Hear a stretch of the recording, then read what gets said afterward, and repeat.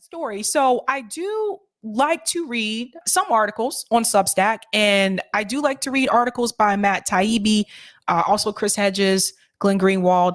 But I like Matt Taibbi's articles because I feel like he gets straight to the point, and I like that because I have to read pretty quickly. But Matt Taibbi had an article. Now, this is recent, and he's talking about Democrats and Republicans and where they stand on free speech. And so recently, I have heard people say that Democrats are no longer pro free speech and Republicans are for free speech. And Matt Taibbi actually debunks that in this article because he explains to you how both parties are actually against free speech. So let's go ahead and get into that. Okay, and so the title of this article is Democrats and Republicans have one thing in common. Both suck on free speech. It's great that fire is expanding and speech has a national champion again. It's depressing as hell that Democrats have joined Republicans in abandoning free expression. So let's get into this, you guys. The Foundation for Individual Rights and Education, this is also known as FIRE, announced a major $75 million campaign to boost free expression today. The move places the longtime agitator against campus speech codes in a role historically occupied by the American Civil Liberties Union, or ACLU. Since its founding in 1920, but particularly since its famed 1976 defense of neo-Nazi marchers in Skokie, Illinois, the ACLU has been a face of American liberalism, but shifted in recent years as its once definitional issue. Free speech is increasingly cast out of the Democratic Party mainstream. Now, I want to pop out here for just a second to explain something. The reason why people are talking about this a lot more now and calling Democrats out for this, a couple of things have happened. There's been a lot of censorship on some of these platforms, including the one I'm on right now, YouTube. So you've had content creators talking about this, and we have someone in power, Joe Biden, who is a Democrat. They have the House, they have the Senate, and they're the ones that are implementing a lot of the censorship. They don't want you to say this. You can't talk here. You can't go to these places. So people are starting to see, wait a minute, maybe some of these liberals are not as pro-speech as we thought. So that's why this is coming up now. But again, Matt's going to point to that this really is not just one-sided, that both parties are guilty of this. So let's go back into the article. FIRE's expansion is great news for speech advocates, but likely wouldn't have been necessary had attitudes towards speech not changed dramatically among liberal academics and among the ACLU's primary donors, traditional Democrats. Moreover, it's not as simple as free speech moving now from being a blue value to a red one. What's actually happened is far worse. Tossed over by the blues, speech has been left without a consistent principal champion on either side of the political aisle, as both parties have doubled or tripled down on the most idiotic forms of censorship lately, albeit in different ways. The Democrats' collapse on speech is especially tragic because Republicans have almost always been terrible on this issue, and weirdly still are now, even when so many of their voters are primary targets of content moderation schemes and domestic terrorism legislation clearly aimed at its base. For decades, you could set your watch by the Republican embrace of censorship. There was nearly always a Republican poll in the vicinity of any campaign against unpopular speech, be it Al D'Amato and Jesse Helms taking on Andre Serrano's Piss Christ, or Congressman Bob Ney and Walter Jones trying in total seriousness to ban the French half of what they demanded the House cafeteria call freedom fries. Or even George W. Bush saying freedom is a two-way street and they shouldn't have their feelings hurt just because some people don't want to buy their records. After protesters drove tractors over piles of CDs by the Dixie Chicks. Let's talk about that for just a second. I don't know, again, the age group of everyone in the chat, but some of you may remember the Dixie Chicks. The Dixie Chicks, if you are not aware, they were a country music band. I like to say band, not group, because they played instruments. They were very talented. It was 3 women. 2 of them were sisters. The other one was a friend. And they were able to take country music. They had like this unique twang style, but they were able to make it more hip and modern. And they were huge. And I don't know if everyone remembers them, but at that time, at the height of their success, everybody was jamming to the Dixie Chicks. It didn't matter if you liked country music or not. It didn't matter if you were white. It didn't matter if you were black. Like, they found a way to connect with everyone. Then they made a statement about George W. Bush. W was kind of not at his best at that point in time. The economy was a little shaky. And they made a statement saying that they wish that he wasn't from Texas, because that's where they were from. Now, you got to remember the time period. At that time, that did not go over well with people. If you say something like that today, people would probably be like, whatever. But at that time, it did not go over well.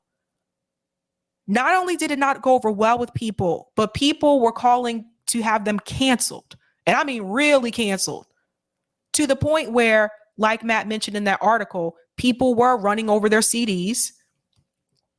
People were telling them to shut up and sing, just shut up and sing. They weren't allowed to have an opinion, apparently. This is all true, by the way. You think about it now, it's like, holy crap, how did they get away with the things they said to them? And just like that, their sales went down. They had difficulty booking shows. Even Toby Keith came out against them. He was another country artist, by the way. But when I talk about someone being canceled, I know people say Dave Chappelle was canceled. Dave Chappelle's not canceled. He's still able to do shows. He'll be fine.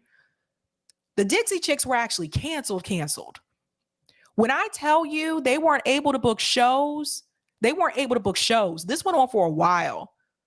Now, I know that they did come out with new music later on, but their new music never reached the same height of success that their previous music did. And it was because the American public had pretty much decided, we are going to cancel the Dixie Chicks. And just like that, they were done. So they were canceled. Cameron X says, I remember this. Okay, so I see some of you in the chat do remember. Yeah, Notori said it was 10 years blackballed. Yep. Canceled. So yeah. And they were amazing artists. Even if you don't like country music, I felt like people that didn't like country music could still appreciate the Dixie Chicks because they were just freaking talented. They're talented. So that did happen, and it came from the right. They were the ones that wanted them canceled. And just like that, they were gone. Let's go back into the article here. This script by all rights should have flipped once campuses, the executive ranks of internet companies, and federal agencies like Joe Biden's CDC began pushing increasingly draconian censorship concepts to deplatform right-wing or conservative ideas. One would think that at least out of rank opportunism, the GOP would get religion on speech principles.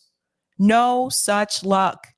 Instead, having had years in the political wilderness to stew over the problem, the red response to new left sinceriousness has often instead come via unoriginal or equally batty attempts at legislative bans. Is the best they can do? Question mark there. Examples are everywhere. From a North Carolina bill demanding school workers report kids to their parents for gender nonconformity, to Florida's so-called Stop Woke Act, which would essentially prohibit teachers from espousing opinions in line with the state's interpretation of critical race theory, to Virginia lawmakers trying to force Barnes and Nobles to stop selling books like genderqueer, on obscenity grounds. The latter is an almost exact parallel to the furious, wrong-headed, and partially successful efforts to get Amazon to stop advertising and distributing the controversial Abigail Shrier book, Irreversible Damage. Though there are exceptions among individual politicians, neither party has stood behind a platform of defending speech on principle, irrespective of content. We seem headed towards a zero-sum landscape, with Dems cheering when they're in the censor's chair and whining when a perceived antagonist like Elon Musk threatens to buy one back, while conservatives drop the hammer once they have a seat of control, for instance, a state house. The worst of all possible worlds would see speech policy added to the long list of under-publicized areas of near total consensus between the two parties, like military spending, bank bailouts, corporate taxation, and warrantless surveillance. We're almost there. This is remarkable because until very recently, unwavering support of free speech was at the core of what it meant to be a Democrat.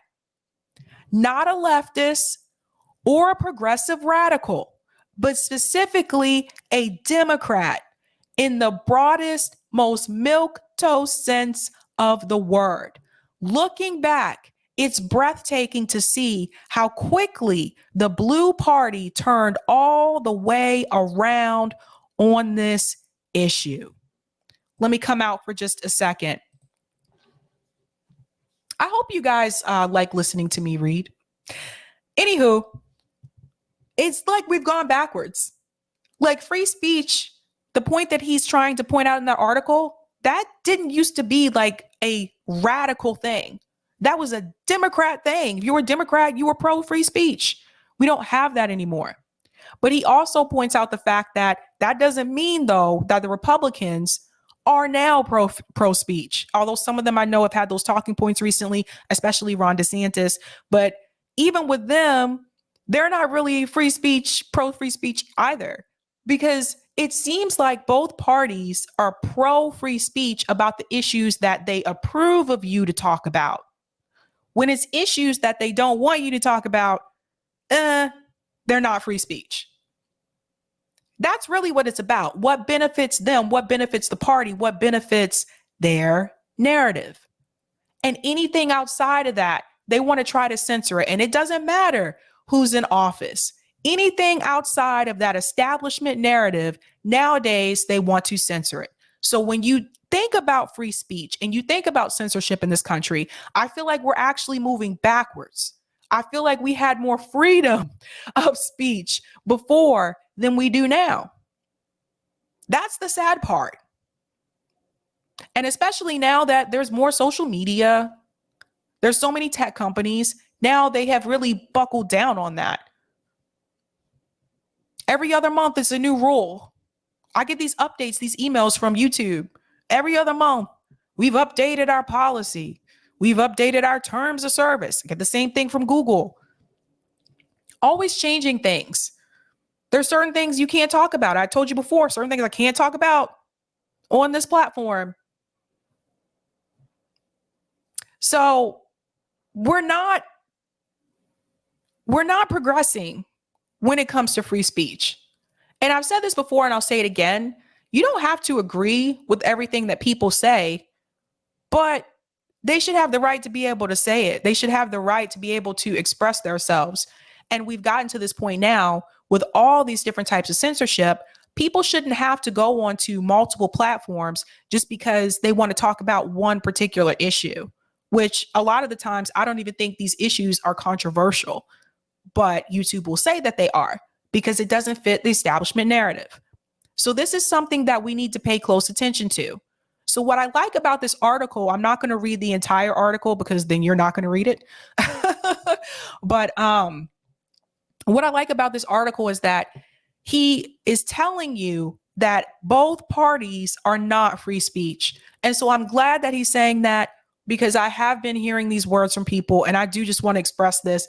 Please do not think that just because right now it's Democrats that are in power and they're trying to do more censorship and put a lockdown on free speech, please do not think that that means that Republicans are 100% pro free speech, because that is not the case. If that were the case, they wouldn't be trying to put these rules and laws in place to stop people from protesting.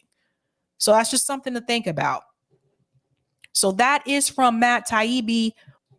Really great article. Again, this is Democrats and Republicans have one thing in common. Both suck on free speech. And that's by Matt Taibbi. So definitely follow him on Substack. Check that out.